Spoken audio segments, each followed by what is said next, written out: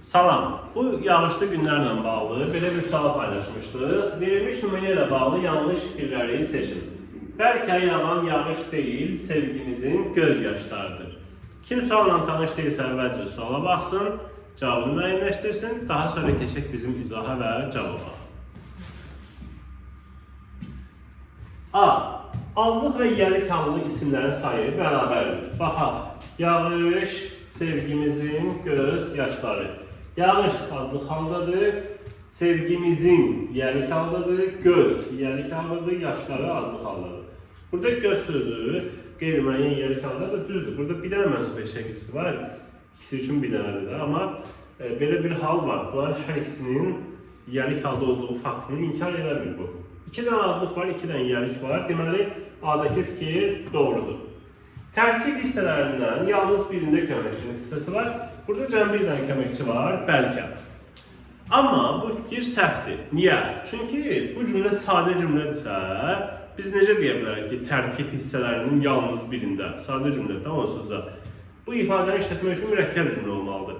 Onu da deyim ki, bunların hər ikisi zaten ismi xəbərlidir. Laf biri ismi xəbərli, biri feili xəbərli olub, bir mübtədai olsaydı, yenə də o həmcins xəbərli sadə cümlə ola bilir.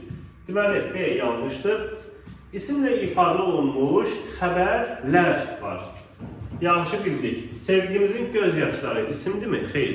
Düzdür, isimlərdən ibarət olunur, isimlərdən təşkil olunur. Amma nəticədə bu xəbər söz birləşməsinə ifadə olunur. İsimdən ifadə olunmuyor.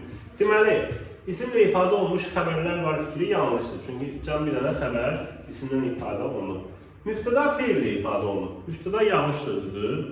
Üzrüstəm, yağan sözüdür. Yağan, yağış deyil. Yağan sözü feildirmi? Bəli. Bəzən deyirlər ki, axı feilli sifətdir. Olsun da feilli sifət. Yəni morfoloji olaraq, nitq söz olaraq nədir? Feildir də. Deməli, D'dəki fikir doğrudur. Təkrarlanan durğu işarələri eyni məqsədlə işlənmişdir, yanlışdır. Biri modal sözün durğu işarəsidir, biri isə həmcins sözlərin durğu işarəsidir. Deməli, yanlışdır. Cümlədə həm yağıntı sözü ilə, həm də sevda sözü ilə eyni köklü sözlər işlənmişdir.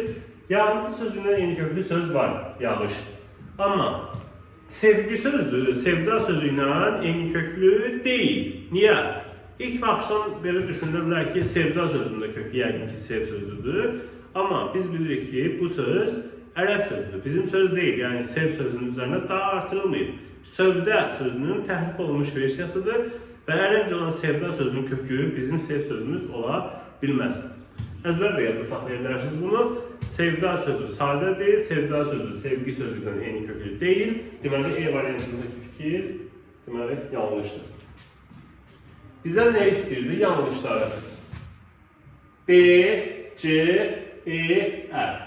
O da B variantındadır. Düzgün cavab B.